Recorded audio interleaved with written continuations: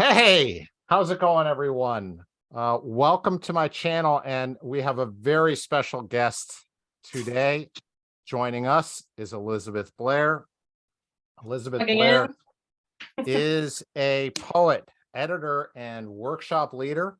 Her publications include the full-length collection Because God Loves the Wasp from Unsolicited Press, just hot off the presses. And she also boasts two chapbooks, We, He, She, It, from Dancing Girl Press in 2016, and Without Saying from Ethel Press 2020. She also has poems placed in various leading and prominent journals, including Harper Pallet, Feminist Studies, Cream City Review, and Juked. She has been artist in residence at the Atlantic Center for the Arts, Wildacres, the Kimmel Harding Nelson Center for the Arts, and Acre. In 2022, she received a grant from the Canada Council for the Arts. Elisabeth Blair, welcome. Thank you so much for joining me. Thank you for having me. So I've been an admirer of your work, both as a poet and an educator for a very long period. I believe I dropped in on one of your workshops in the pre-COVID days in Burlington, Vermont. The dinosaur days, back before all the things ever, or some of the things anyway. Yep. It's just fantastic to see that you've come out with this collection. Here we go, ladies and gentlemen. We have the Zoom reverse mirror here. This is your full-length debut. Tell us how it feels to finally be holding this in your hands. Feels really good.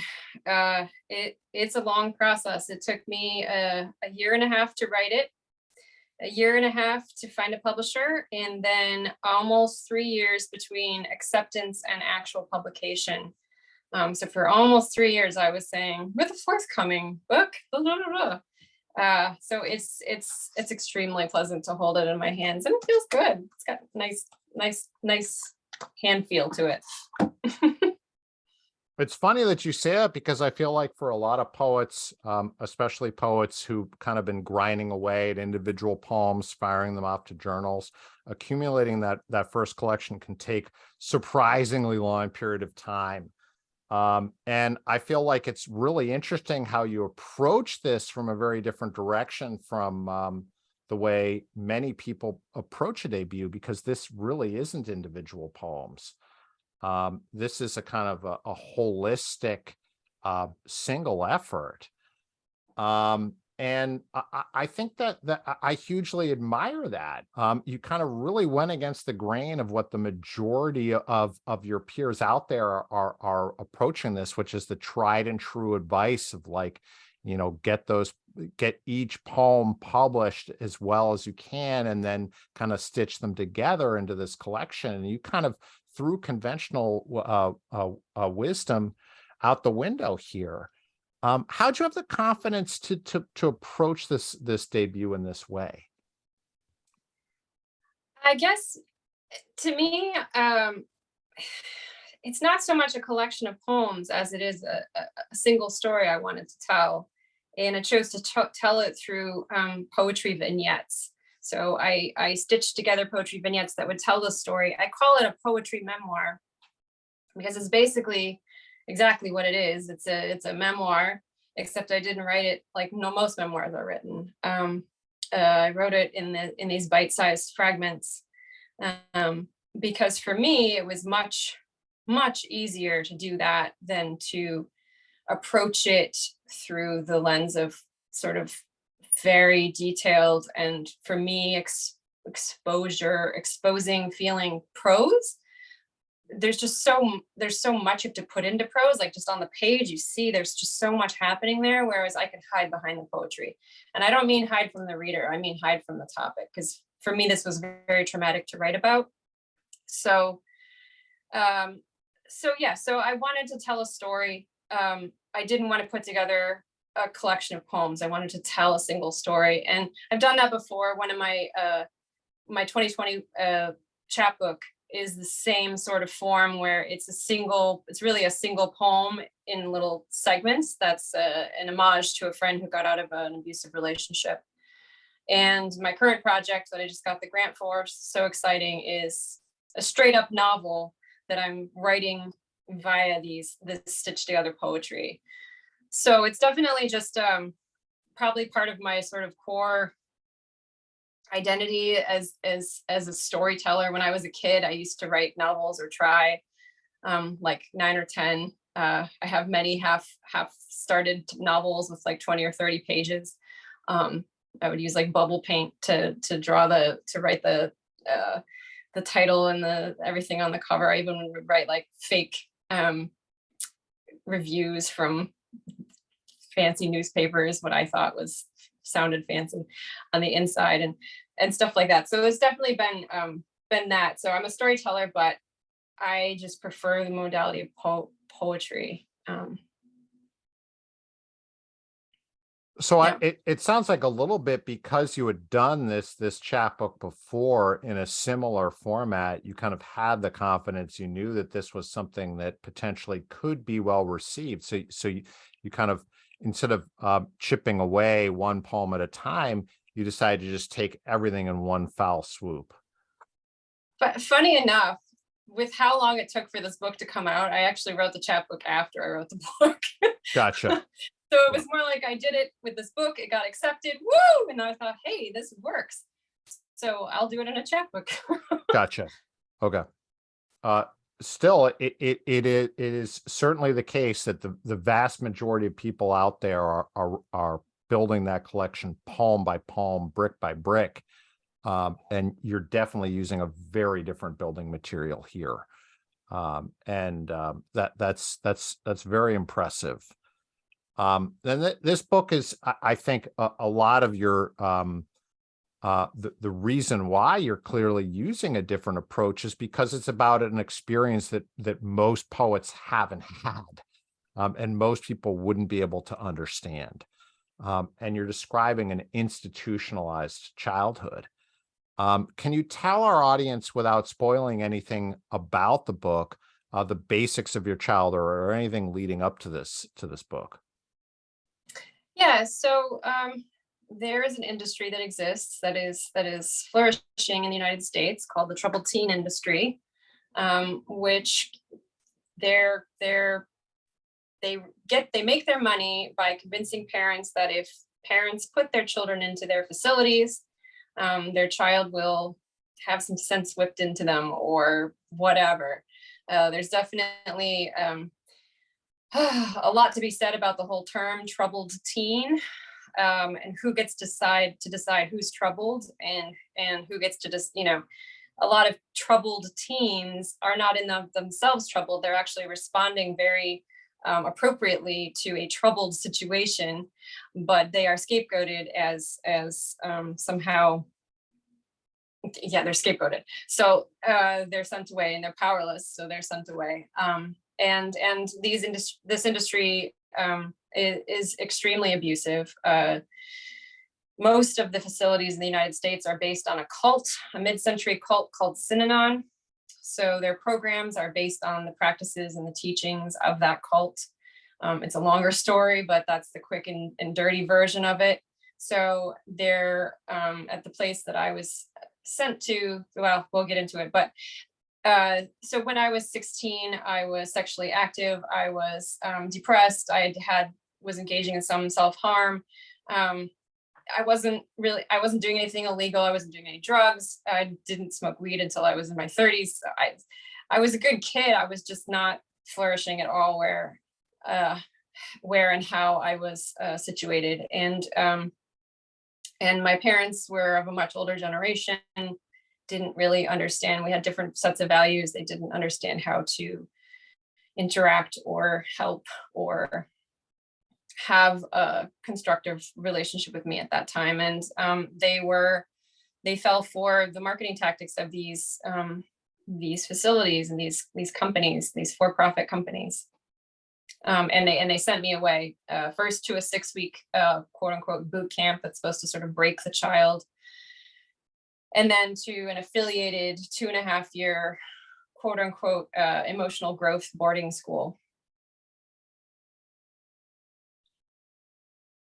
Would you like to share with folks a passage from your book? Sure. So I'll share the first 3 pages.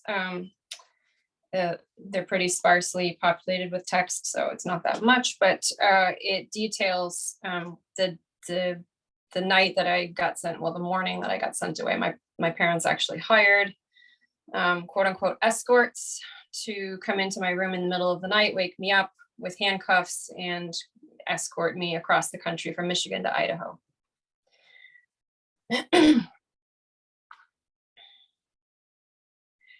Your blanket is the shell of an egg. You, young, raw, you're standing on it. The man with the handcuffs is generous. He gives you time. He helps, gets oxygen to your brain, makes your breast heave. A bird on a stoop, on its back, in shock. Get in the man's truck. A bone tucked in weeds, you breathe through hair. A bean, you're obedient, plucked from the pod, shapely on the plate.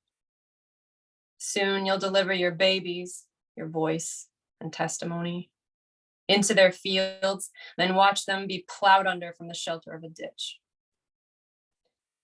They'll pay you in nightmares for as long as you live. It's helpful. It's love. You'll see when you're older, if you make it. For now, darkness, child locks.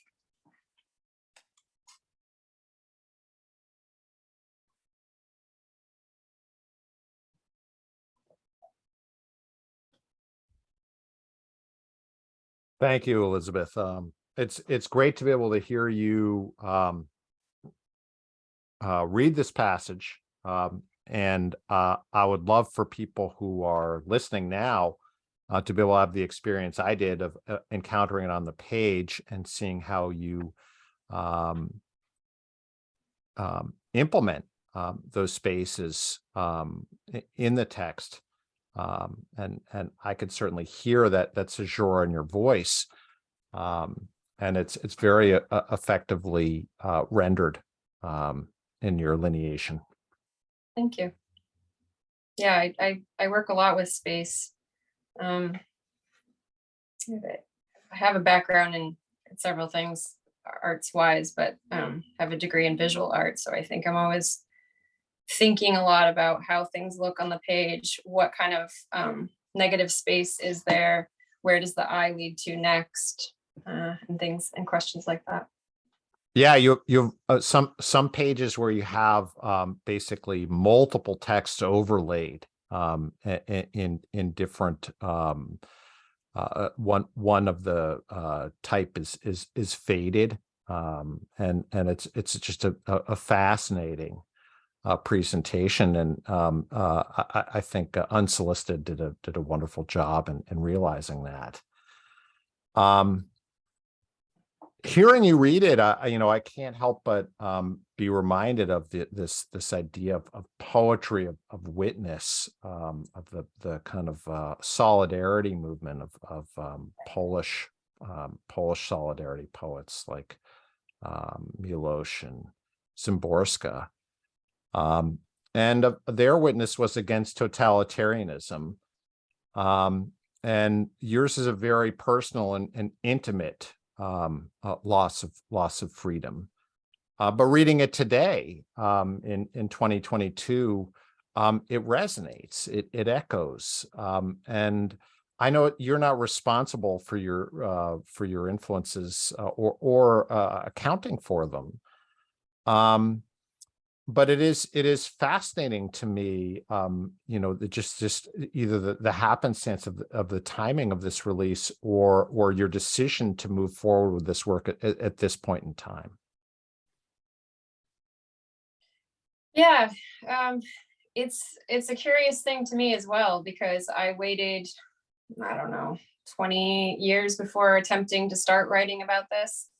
And at the time that I was beginning work on this book, it was a completely obscure topic.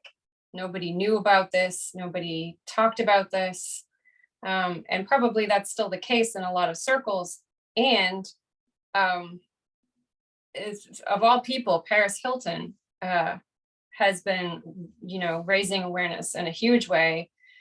And just in the last few years, a number of organizations, advocacy organizations, have sprung up and are just doing so well and doing so much amazing work. Paris Hilton was sent to one of the same places I was sent to, and then she went to a different place in Utah.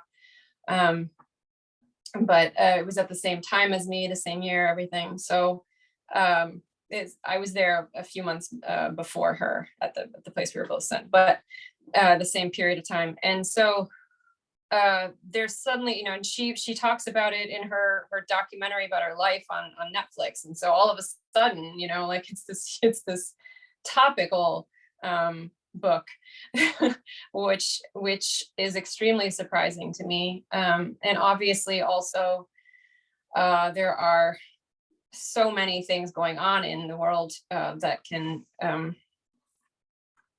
don't want to say parallel, but there's a lot of outrage, justified outrage right now in the world about a lot of things. And this is yet another thing. I did just want to say that the back of the book, I'm very lucky to have a blurb by Ray Armantrout. Not sure you could say that's strictly luck.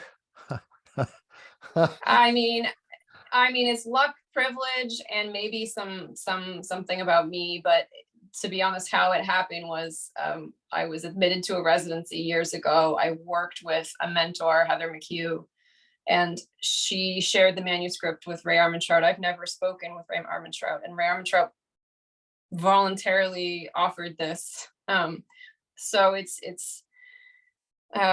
just, I don't know what to call it, but that's the way that happened. But she does mention, she compares my experience at these facilities to things like gulags and concentration camps, and I've also had that comparison offered to me by the daughter of a Holocaust survivor who had read my book, and I understand why, but I just want to carefully point out that the book is more about the cult mindset and the damages and horrors of being placed against your will in that kind of environment than a sort of death at any moment environment that is the concentration camp as we think of it. Certainly, as a reader immersed in this world of your poem that is not as concerned with kind of delineation. It's more about creating this experience for the reader and inserting the reader into a kind of a direct sensory encounter with this. I certainly had those powerful associations to other, Joseph Brodsky and his description of his time in the Gulag. It really, really did remind me of those types of narratives. And I don't think it's your job as a poet necessarily to kind of categorize and say, well, this can't be this and this is that, because every reader then can bring their own experiences and their own awareness to embodying and discovering the effects of your writing. It also strikes me that poetry has a special role to play in discussing this kind of assault on childhood, and it reminds me of William Blake, who was horrified by child labor that he saw in industrial London, and this changed his life and made him a fierce campaigner for basically this concept of childhood imagination, that this should be a thing that's protected, should be a thing that's treasured, that is recognized as valuable as any other thing of great import to a people or a nation, and that poetry could be that tool to help us find it and cherish it. And I think that seems to me part of what your book is talking about. Yeah, I mean, it's definitely, I wrote the book for myself, but I also wrote the book because this is not a historical account. This is happening right now. The particular places that I was sent to have closed down, but there are hundreds of facilities like these where children are currently being sent to and incarcerated against their will, and abused and manipulated and neglected, and just this is happening right now. So I wrote the book for myself. I wrote the book as a poet, as a challenge as a poet. Can I do this? And I wrote the book sort of to proselytize, like, hey, this is not okay. Everybody wake up. Like, this is not okay. And there are books that have come out, prose books that have come out about this topic. And there's been a fantastic book in 2006 by Elisabeth, who's a journalist, who wrote like an actual well-researched book about this industry and its abuses. And yet the industry flourishes and goes on. So yeah, I am hopeful that poetry and art, when used well and when spread well, can be incredibly powerful tools for changing minds and hearts and changing laws. So I'm definitely hopeful that it will continue to spread, and the word the message of it continues to spread at the very least. If you would, I'd like you to read a section we discussed together earlier offline, and if you could just give the viewers a brief introduction to this section, I'd very much appreciate it. Sure. So at the second facility I was sent to, there was sometimes opportunity to work in the kitchen. When I say work, it wasn't for pay, but to have kitchen duty. And when we were on kitchen duty, we were working with people from town who were not part of this cult-like program. They didn't know anything about it. They were working class women from the local tiny town in Idaho, who this was their job to cook and clean, and sometimes we would go in and help them. And so it was a very it was a very big relief to be on kitchen duty, because you got this little tiny ounce of the real world. You got this place and these people to be around for a few hours who weren't part of this this cult-like program. So this is about one of these women, who I recently found out has passed away. I told a kind woman who worked in the kitchen I'd write a song about her one day. I haven't. Her name was Janet. She was older, had dyed red hair.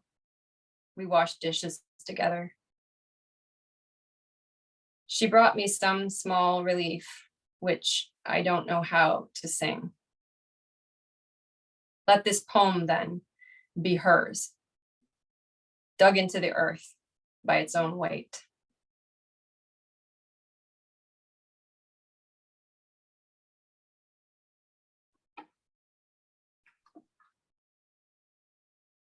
I was reminded when I read this section of the origin of English verse, or the mythical first poet of English, Caedmon, who was a monk, and he was attending a some type of a party or festivity with all his friends, and they were all singing praises together around this fire, and he couldn't sing. He couldn't hold a tune. So he wandered away from the party and fell asleep, and he had a dream that God came to him and inspired him to be a poet. And when he woke up, he was able to give these poems about God to his friends. And there was something about that in this Janet poem, because similarly, you promise a song, and it takes a kind of a lifetime later before you're able to deliver it. Yeah. It's a very, very beautiful moment in the poem. There are many great moments, folks, but that was my favorite. Thank you. Yeah, I like that story. I was not familiar with that before I wrote this. I was a singer-songwriter for many years, so that's what I'm referring to. I used to write a million songs before I turned my full attention to poetry. So it's something I truly have felt guilty about. I mean, I know she probably didn't think about it, but I did, I just want to say that something I think is a really important aspect of the poem is that it's set at the very bottom of the page, all the way to the right, dug into the earth by its own weight was sort of visually what I was trying to illustrate as well. Trying to give weight to a poem, physical heft. The entire collection, folks, the layout, the attention to detail, Unsolicited Press just did a fantastic job bringing your typography to light. People can see these pages, how well they're laid out. Some of these sections, we have fonts and different this is going to be hard for folks to see, but there's mostly faded text. It's a fascinating typographical experience as well, and shows your sensitivity to that side of the art. How can folks buy the book? How can folks buy the book? Well, there's so many ways. It's basically available anywhere that books are available, including your local bookshop if you go in and order it, or if you order it off their website. But it's on Amazon. It's on, was it Indie Reads or Indie Books? It's on, it's basically everywhere, or you can buy it directly from the publisher, which is always lovely, because then they can keep going. Yeah, I mean, I can certainly give you the link. I guess you could put it below the video. Yep, absolutely. And Elisabeth, you also have a newsletter. If folks want to sign up, I can give people information on that. Yes, I do. I do have a newsletter, and I enjoy my newsletter. So basically what I'm doing is I'm writing a book on poetry craft, one newsletter at a time.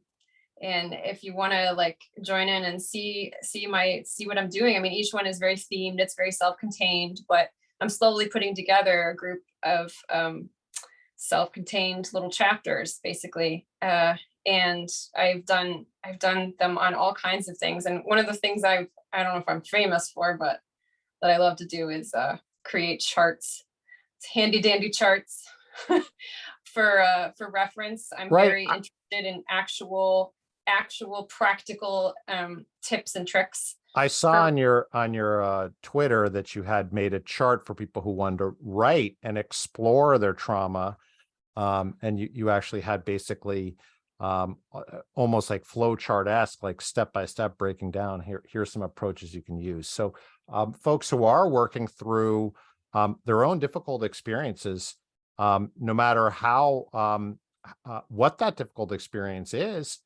It could seem small to other people, but if it feels difficult for you to approach in your writing, then Elizabeth Blair has this toolkit to help you out. And if you're engaging with her newsletter or some of her other materials and you think that's helpful, she's also available for coaching. I certainly am. Yeah, and the newsletter is called Lullabies and Alarms, and it's on Substack, and I'm sure you'll put the link below as well. It's Sure. free. Absolutely anyone can access it in full. And there's an option if you find that you have extra resources, you can support me financially with that. But it's free. Everybody gets the same materials, whether you pay or don't pay. Wonderful. Well, I very much appreciate your time, Elizabeth, and really was wonderful to discuss your work. Thank you so much for having me and for Oh. reading the book so closely. It's always lovely to have such a close reader of your work. You know, I'm sure folks are going to ask to have you back, and so if we can't have you back on another occasion, that would be Sure. really amazing. Okay. Thank you.